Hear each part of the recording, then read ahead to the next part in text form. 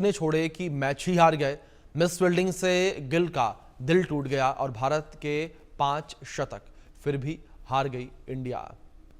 तो यहां पर हार के कितने विलन हैं उसको लेकर हम बात करेंगे।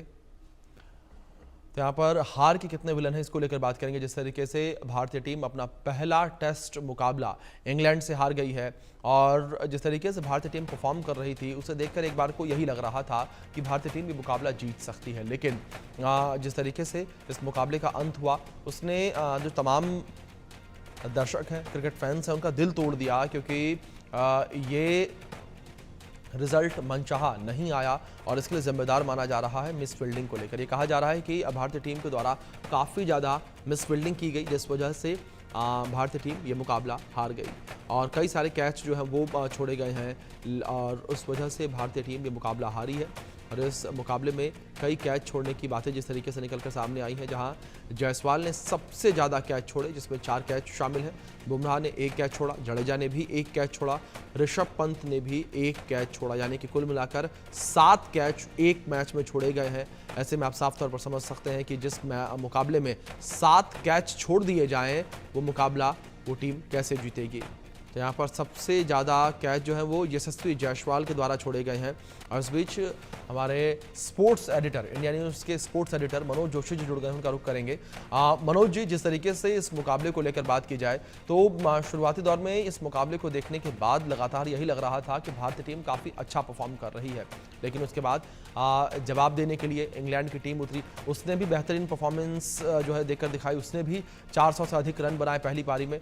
लेकिन भारतीय टीम जिस तरीके से फील्डिंग कर रही थी उसको लेकर मनोज जी सबसे ज्यादा आलोचना हो रही है। जी हाँ, बिल्कुल अभिषेक, ये बात समझी भी जा सकती है क्योंकि आपने इतिहास रचा। 5 सेंचुरी आज तक के इतिहास में कभी भारतीय बल्लेबाजों ने नहीं बनाई थी, लेकिन उनके काम को बिल्कुल जिसे कहते हैं खड्डे में डालने का काम किया हमारे फील्डर्स ने, ना सिर्फ कैच टपकाकर बल्कि खराब ग्राउंड फील्डिंग करके भी।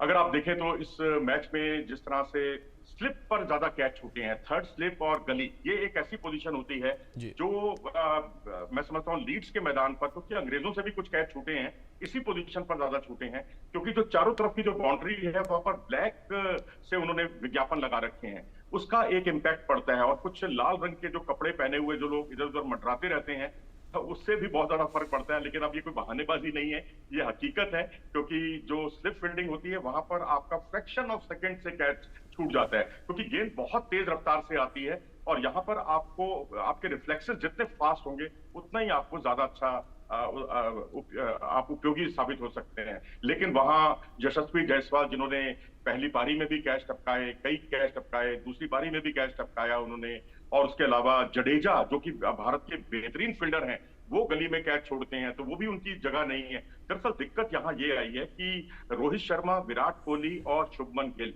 ये तीनों लोग स्लिप पर मौजूद नहीं है। विराट और रोहित तो चलो मैच छोड़ चुके हैं टेस्ट क्रिकेट, लेकिन शुभमन गिल जो है, जो स्लिप के बहुत अच्छे फील्डर थे, उभरते हुए फील्डर थे, वो भी अब बॉलर के साथ साथ जाते हैं। तो ऐसी स्थिति में आपके पास 3 फील्डर्स का वहां से अचानक गायब होना, तो निश्चित तौर पर आप साई सुदर्शन हो, चाहे यशस्वी हो, चाहे केएल राहुल हो, केएल राहुल के पास जरूर तजुर्बा है, उन्होंने अच्छे कैच भी पकड़े हैं, लेकिन हमारी फील्डिंग जो है, खास तौर पर मैं कहूंगा स्लिप कॉर्डन जो है बुरी तरह से प्रभावित हुआ है। और जब स्लिप फील्डिंग प्रभावित होती है तो उससे गेंदबाजी भी प्रभावित होती है, क्योंकि गेंदबाज का मनोबल टूटता है। मुझे याद आता है जब कपिल देव, जब सुनील गावस्कर रिटायर हुए थे, सबने बड़ी बड़ी बातें की कि भाई सुनील गावस्कर जो है शताब्दी के महान खिलाड़ियों में से थे, महान बल्लेबाज थे, लेकिन कपिल देव ने एक ही बात कही कि मैं उनको एक स्लिप फील्डर के तौर पर मिस करूंगा। तो ये वाकई बहुत बड़ी बात है कि आप एक स्लिप फील्डर के तौर पर अपनी एक विशिष्ट पहचान बनाते हैं। राहुल द्रविड़ ने अपनी विशिष्ट पहचान बनाई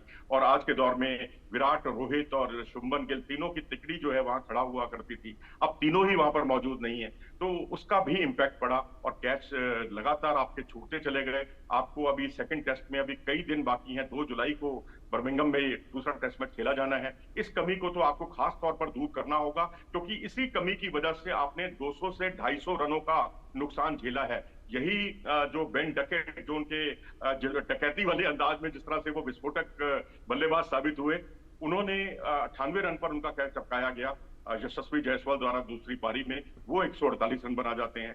यानी यहाँ 50 रन का घाटा तो सिर्फ इसी उनके विकेट सही हो जाता है।